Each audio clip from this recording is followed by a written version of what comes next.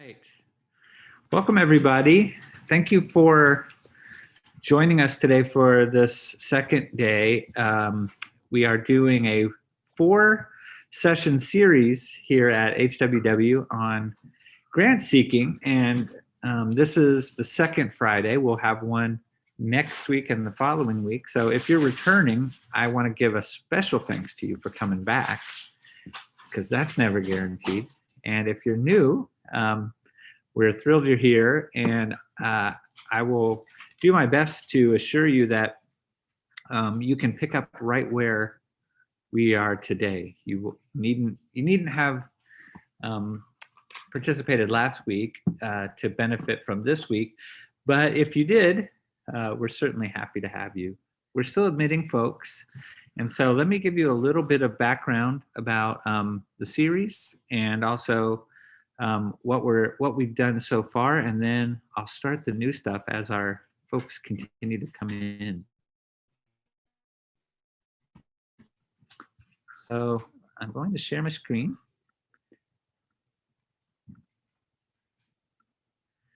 And these slides, and also a video that offers a nice overview of the thinking tool that I'll be presenting today, are also available from Peggy. And so she sent out an email. If you pre-registered, you will have access to those, but if you didn't, we'll also make sure that you get them. Today's theme is creating an idea others will invest in, which that's the way I like to think about the very first step of coming up with a really good proposal. And you'll notice it's a slight change in orientation. I'll get into that in a minute. Here's a little bit of where we have been. So last week we talked about a path to intellectual leadership. This is goal setting. And the end of that workshop, the thinking tool that we gave you there, if you've done some of that homework, you're coming in today with an idea for something you would like to do that will be bigger than just you. And for some of you, that will be business as usual. That is, you're used to doing things that you need other people's help to accomplish. And for others, that will be kind of new in terms of your scholarly life, but it will be familiar maybe in other parts of your life. And you can kind of borrow from that experience. I mean, we all have to collaborate and work together at some point. But for scholarship purposes, sometimes that's a new thing. I have a puppy. Now you've heard her as well. She's running around being a puppy, so I apologize. We are, in the next couple of weeks, we're going to talk about building a collaborative team. So that will be, we'll end today with a good spot to be thinking about that. And then we'll close the series in 2 weeks with an approach that we'll set up nicely today, developing a funding strategy. All right, so let's get into the question that will be answered today. And that is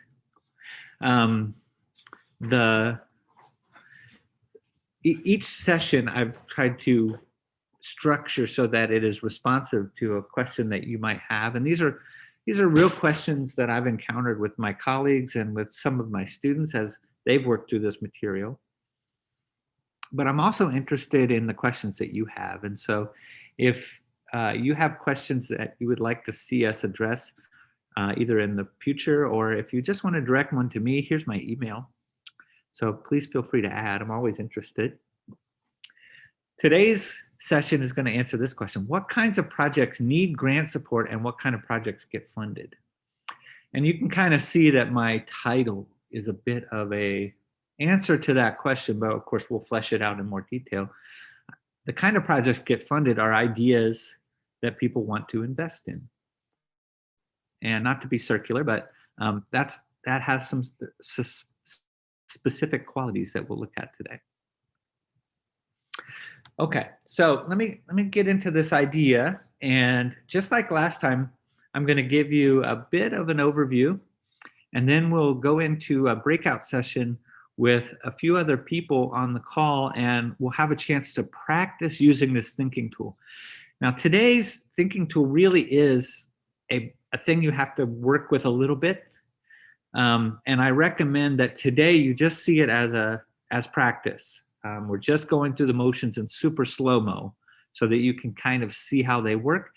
It really works best if you immediately or as soon as you can schedule a session to practice this with your own team, the people that you intend to work with, or maybe some trusted colleagues that you have worked with in the past. And so that will be my, I'll remind you that before we go. The key element that we're trying to work on here today, you've come in with an idea, and this is an idea that represents an interest of yours. It's an idea so big, maybe a little, makes you a little nervous because you need to rely on other people to help you. And that's why you're thinking about, how do I get other people to help me? So this is what I mean when I say transforming an interest of yours into something that others can invest in. What you'll be asking them to invest may vary depending on what you need and who they are and what they have to give. But this idea then becomes the seed for a number of specific projects. And so I want you to think about not a proposal, not yet, but proposing. We're creating the core of maybe what could be several proposals. And that's the exercise that we'll do today. I think people get off on the wrong foot in many projects by jumping into a specific proposal for a specific amount of resources that doesn't accurately fit where their idea is in its development. So today we're going to make sure we don't get that cart before the horse, because if you do, you find yourself in the unpleasant, cycle or path of chasing funding rather than trying to get your idea moving forward. We want your idea, your scholarly goals, to stay in the lead here. And that's what we're doing. I'll also mention this, and this is a teaser for next week. The good idea that can result, the idea that others can invest in, is one half of a successful proposal. And it might, in most cases, be the least important half, but it is essential. So I'll talk about the other half next week, and that is your collaborative team. So come back for that. All right, ready to get into it? First, you may be wondering about this word. As humanists and artists, sometimes this word makes people nervous because it has financial connotations. What do we mean by invest? So I want you to think about a much more maybe archaic use of the word, a word that harkens back to its etymology. You can focus on that word vest. And I want you to think about your idea as a t-shirt. And what I mean is, would someone want to wear your t-shirt? Would you wear your own t-shirt, first of all? And then would someone look at that and go, hey, that's cool, I'd wear that. That's what we're talking about. It is creating a way for people to feel connected to this endeavor that you're proposing, so that what they have to offer you, they not only freely give, but they also see their own interests mirrored there. So whenever you hear me use this word invest, don't think about, stocks. Don't think about GameStop, for heaven's sake. That was so last week. But think about a t-shirt and getting them to wear your t-shirt. All right, here we go. The thinking tool. Investable ideas, a heuristic. A heuristic is a thinking tool that helps you come up with many possibilities, and that's the way we're using it today. And what I'm showing you here is a framework in which you can start to gather ideas from 4 different areas here that represent a strong idea that other people can invest in. And what I'm my implicit claim here that I'm about to make explicit is that an idea that other people can invest in will have a strong statement of need, of opportunity, a list of activities and outcomes, and all of those things will be in alignment. And that's what I'm going to describe to you here. And then I'll show you one extra little bit of magic that's down below there about how they come together in a successful proposal. So first, let me talk about each box. And what I want you to imagine yourself doing is just making a list of things in each box. And that's actually how this can be used, maybe on a piece of paper, on a whiteboard, if you're in a room with other people. You're really filling these boxes with bullet points, usually at first. And then over time, this becomes the core of a successful proposal. So it begins with need. And a need statement is something that you might be familiar with if you've written proposals before. Sometimes they actually call for a need statement. But in general, what we're talking about is an appeal to your reviewers and the people who would fund the project, that there is a particular kind of need. It could be a problem that needs to be solved. It could be a program that has been proven to be successful in one place and could move and be successful in another place. It doesn't always have to be problem solution. It could be a question that is shared among a group of people that folks want to know the answer to. All of those satisfy the basic requirements of need. And the key is that you're trying to build a sense of shared urgency around that need. That's what the persuasive task is. Paired with need over here is an equally important thing. And what I find as a reviewer of proposals in various roles over my career is that this is the area that is most often neglected in a good proposal. This and one other thing, which I'll mention in a minute, is a statement of opportunity. So what is opportunity? Opportunity is your relatively unique chance to address the need. And opportunity does something different, but equally important to the need. So need is on this side of the diagram because need, and as we'll see in a minute, activities help you build consensus with your reviewers. You're building an agreement. Their heads start nodding.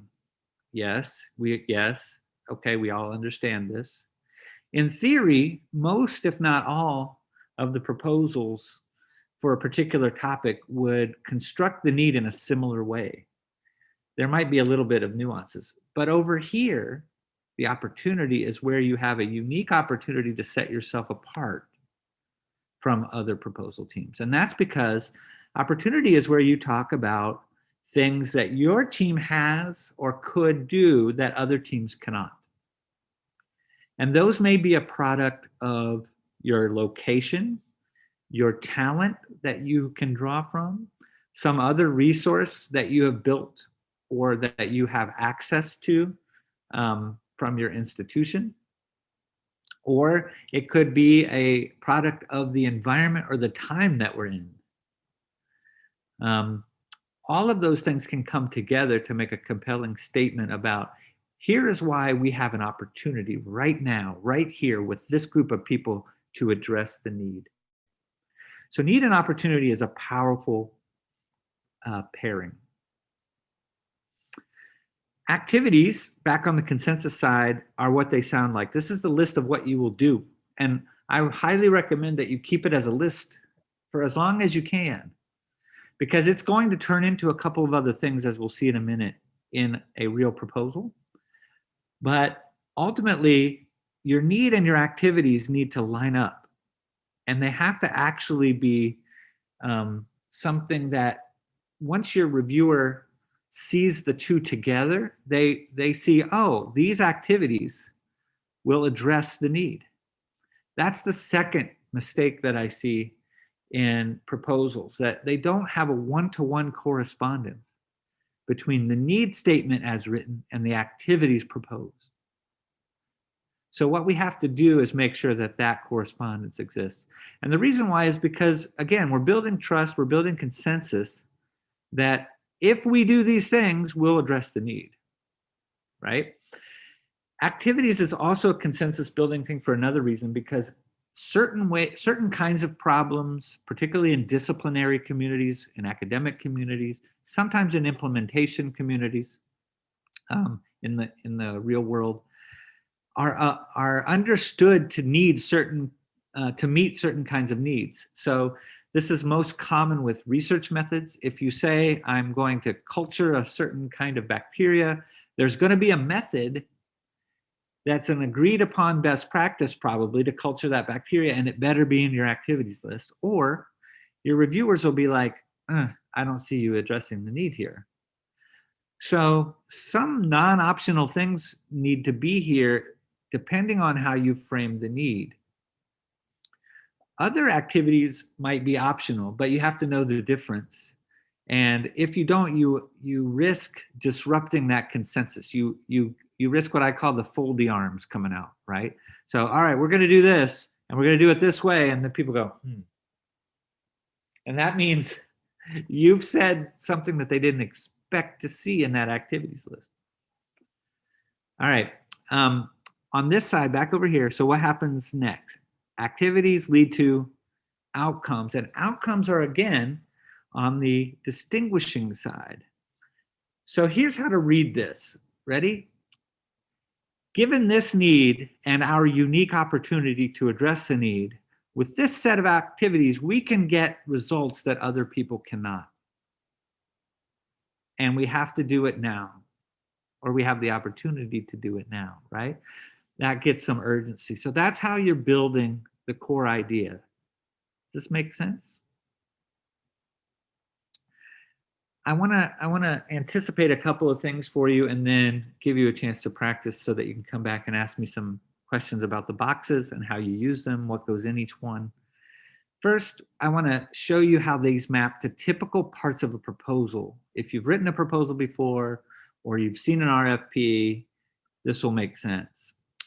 But before I do that, I also want to give you so I know that that's coming. I know that that's what you want to know. So I'm getting there. Bear with me. But before that, I want to give you a simple question to get to filling the boxes, okay? So here's how to fill the boxes. Why this project? That's your need box. You have to be able to say why this project is needed. And I don't mean a project like this one, I mean this one. Because this project is going to consist of these activities. What will you do? Why this in this way, right? Why you? Why your team? And why now?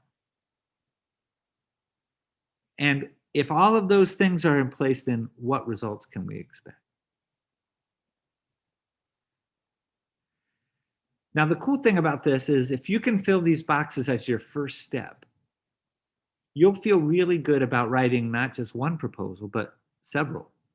Like you might see a couple of different ways that you can approach the same project with different funding sources or different phases. Like this is our phase 1 proposal, and here will be our phase 2 proposal. All right, here are those grant proposal chunks I promised you. If you do your homework this way, you will have all the proposing logic that you need to develop these kinds of sections of proposals. So in the need box, you'll have what you need to define the problem, key questions, to explain the significance of your work, all those things that you get asked to do at the very beginning of a proposal. Most proposing RFPs don't necessarily emphasize the opportunity statement, and this is why it's also a secret weapon. But you must jump all over this because you have to be prepared to talk about how your approach, if it's unique or novel or innovative, your team, if you have an interdisciplinary team that others don't, you have talent that other people may not have, your situation, physically, in time or space, your access, your experience, your past results, all these things can feed into a statement of opportunity to address the need that can really make the difference. Methods and programs are your areas where you're talking about activities and your budget. I'll talk about that coming up in the last week, but your activities list, it should go without saying, is going to presage your budget, because that's the next thing. If your need and your activities align, the next thing I'm going to ask as a reviewer, if I'm a smart reviewer, or a program officer, is, have you adequately budgeted for these activities? Because if you haven't, I don't believe that they will happen. They don't. And so that's another alignment that's coming. But your methods and programs, how you're going to do something, are ultimately what surfaces here in the activities box. And then finally, your outcomes. So some projects have tangible outcomes. You build a sculpture or an installation, or you stage a performance of some kind. There are also intangibles. People grow and learn and change for the better. Their attitudes might change, or their learning might improve. And for those kind of things, you often need an evaluation plan, right? So for intangibles in particular, you want to demonstrate effectiveness, and you may need to have an additional instrument or two. The kind of work that I do tends to promise that people will get healthier if we succeed. And so we need a bunch of medical vetted tests over here to build consensus about whether or not our activities are actually doing what they say they're going to do. And if those are not there, they don't believe us. They say, well, you don't have the ability to know whether your activities did any good or not. So an evaluation plan is critical for us in the kind of work that we do. All right, are we ready to practice? Okay, here's what we're going to do. I want you, in your groups that we're going to have, I want you to do a couple of things. I want each person to take a turn imagining for their project how to fill not just one box, but one side of the diagram. That is, practice not just filling the boxes, but practicing these moves, building consensus or distinguishing yourself from the competition. So stay in one of the vertical lanes and talk through it. We're not going to probably be able to write very much on the whiteboard. You could probably type in the chat, but you can talk each other through it. And I want you to actively coach one another as each person takes a turn. And I'm going to leave this screen up, or I'll as soon as I get the teams settled,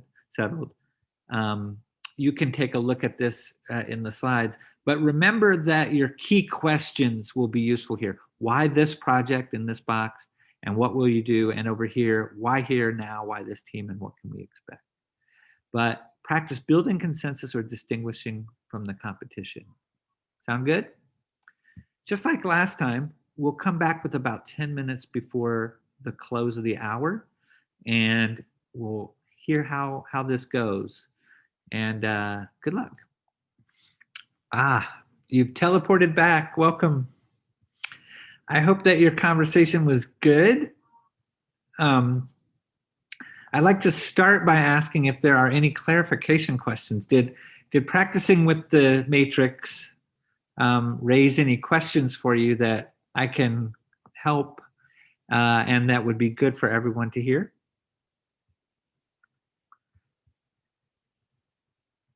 You don't need to raise your hand if you have a question. You can just kind of unmute and talk. Can I quickly clarify the need? Is it the need for your project, or is it your need in terms of a team that you need, or capacities or talents?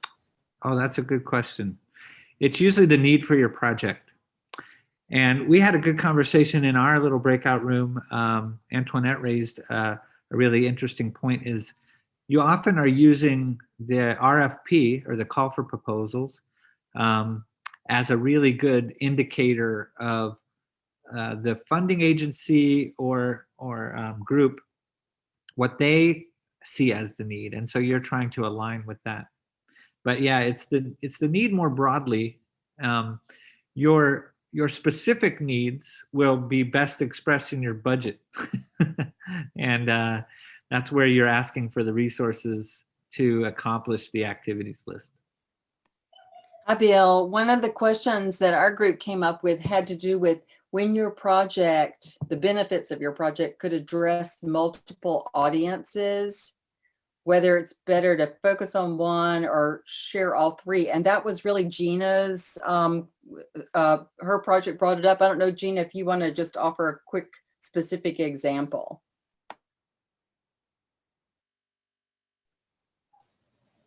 Yeah, so the project is, let's do anthology, a book of writing by incarcerated writers, incarcerated individuals. And so there are sort of multiple benefits that we understand to this project, some of which have to do with the writers themselves and the people in their immediate circle who will be impacted by their doing the work. So their families, in fact, the prisons in which they are incarcerated being positively impacted by this project. And then, more broadly, the really important impact of amplifying the voices of incarcerated people in terms of influencing the public conversation about incarceration. So yeah, so I think Teresa's question, it's like, at what point is this just like a baggy, unfocused mess of benefits, and how can all of these benefits cohere? That's a great question, and I'll answer a couple of different ways. So the first way I'll say is it can be both a strength and a weakness, and I think you were alluding to that. It can be a strength if those values of addressing multiple constituencies are an explicit shared value of the funding agency and of the opportunity that they're providing. It can be a weakness if the grant program is more narrowly drawn than that, where they say, well, this is only for this kind of a thing. And if you want to do this other community engagement kind of thing, you got to apply to this other program. So that's where careful reading of the RFP and maybe a call to the program officer to ask that question is wise.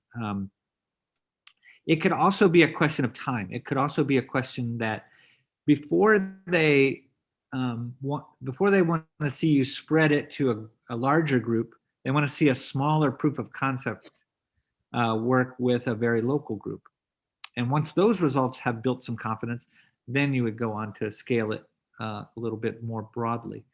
And we'll talk about those issues next week too, when we talk about the life cycle, the project life cycle, and matching funding opportunities with different moments in the life cycle.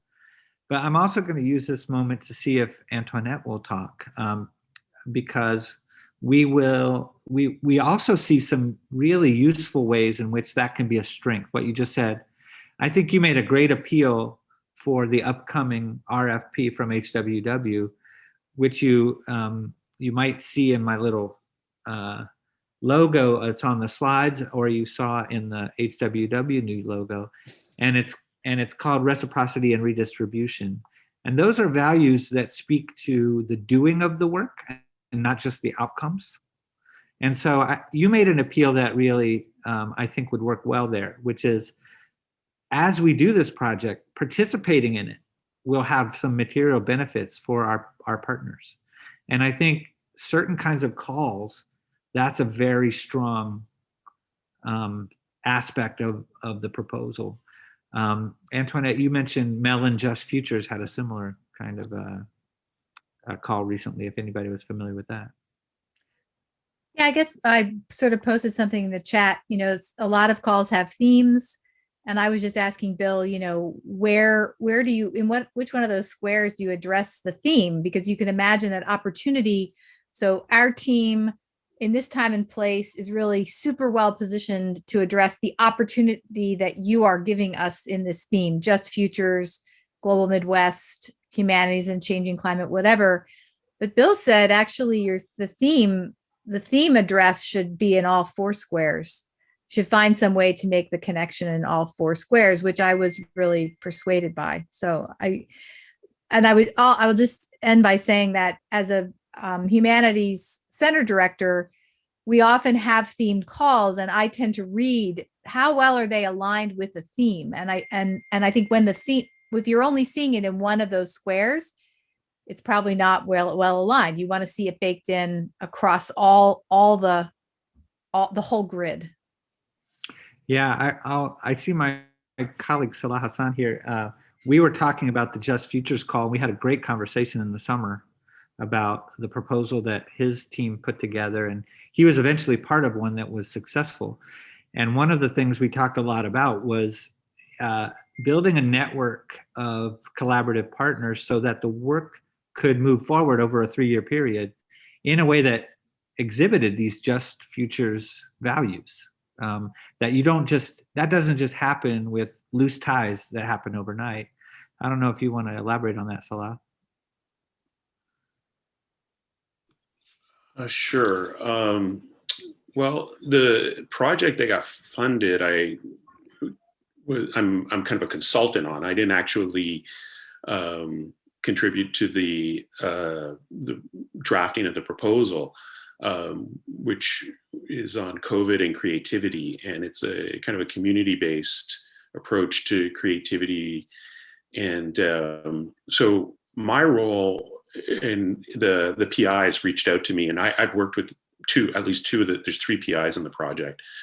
And I've worked with 2 of them in different capacities. So they reached out to me, given my connections to the Arab American community in Michigan. And because my project for Mellon actually was on Arab American and Middle Eastern, like race in the Middle Eastern and Arab community in Michigan, in the immigrant community. And so, so they reached out to me to ask me if I would be involved in helping them build some bridges to the Arab American community in Michigan, to deal with the questions around COVID and creativity.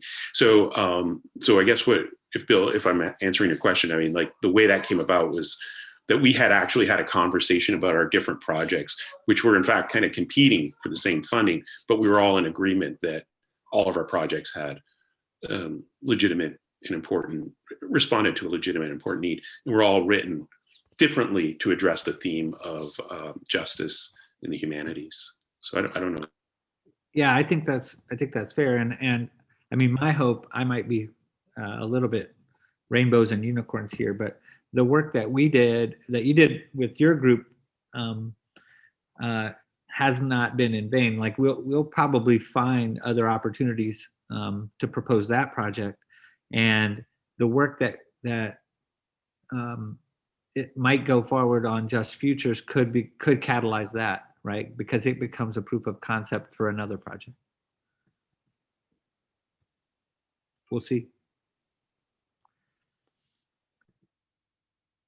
All right, would anyone else like to share their experience of using the grid? I really do see this as something that takes some practice to get used to, but once you do it, you never want to go back, because you can build within the team of people who are writing a grant a pretty strong understanding with a fairly simple schematic like this of how to move forward, like who's going to write what section and how is that going to connect to what. And as I mentioned, not just one proposal, but you can say, oh, we can turn this around for several. And I really do see our teams at MSU doing that now. So you have your hand up. Yeah. So the thing that came up in our group, or I raised in our group, that I find like needs and opportunity and activities relatively manageable in terms of like just the rhetorical approach to them. I think the outcomes are often the most difficult for us, especially in the humanities, because it's a quantitative thing, and so we're usually working qualitatively, and so the measuring of the success of the project, especially if it has a long, the trickle down, let's say, is over an extended period of time. So that's where I think we really are probably at a little bit of a disadvantage relative to our colleagues in the social sciences or in the sciences who can have measurable outcomes often over a relatively short period, like say within a year or something like that. So, So maybe you could talk about that. Yeah, actually, I'll invite, I know we have some folks who represent the arts here. You know, I think the arts are really good at this because they usually do have an interesting outcome, but then they have a parallel challenge of convincing people that that outcome had the value that they promised. But yeah, how have others handled that challenge? I have some ideas, but I don't want to be the only one talking of representing your outcomes for a humanities oriented project.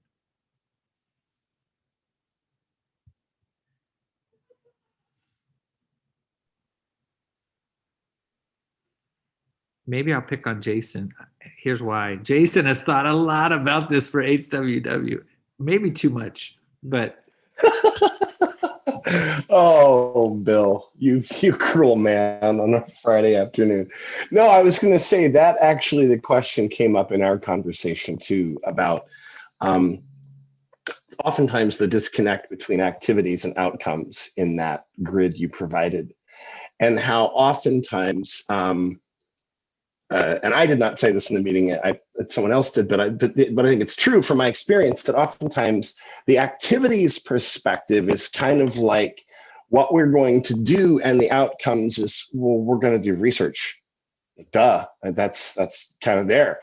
But the funder usually is saying, okay, you're going to do research, but what is the larger world going to see as a result of that research? And the word I have come to use, and every time I use it, I feel like I have to take a shower afterwards, is deliverable. Meaning that when a funder provides funding for something, they usually want to see something in exchange for that beyond simply the fact that it boosted your research reputation, it added more publications to your CV, et cetera. And so I really do have to agree with Dr. Hassan that there is the humanities, it is a problem, that it is more qualitative. There's not, if there are deliverables, as Antoinette has suggested previously, it's usually a monograph. That's like the standard model, is that's the deliverable. And so one of the challenges and opportunities, to use a word from your grid, is figuring out potential ways of working with folks in disciplines who maybe have more experience with deliverables, whether those are productions or podcasts or whatever, and trying to make something more concrete in that outcomes quadrant of that graph. How does that sound, Bill? Does that sound like something I would That say? sounds good. And you're right about that kind of allergy to deliverables. I tend to use the two I put in the chat. I say most arts and humanities projects create objects, things, or experiences, or both. And so those are my two words. What objects will you make? What experiences will you enable? Louise, you have a comment for us, and then we'll wrap up. Well, I was Agreed. just, I am a sociologist who does humanistic methods, but I have that mind of these questions. I mean, on the basic level, a survey of participants, how did they grow? Observers, people with part of the experience, how did they grow? What did they learn? Community partners, how did their organization benefit or not benefit from the project? Did you pay people to be participating in this project, and how did that help them, and enhance their daily life? So it doesn't have to be, reduced violence or these kind of measurables that social scientists use, but I do think there are measurables if you just start thinking about it that way. I agree. I think those are the intangibles that we mentioned. You often want some other form of evidence, right? So that's how I think about that, is what evidence would we accept that our object or our experience had the desired effect?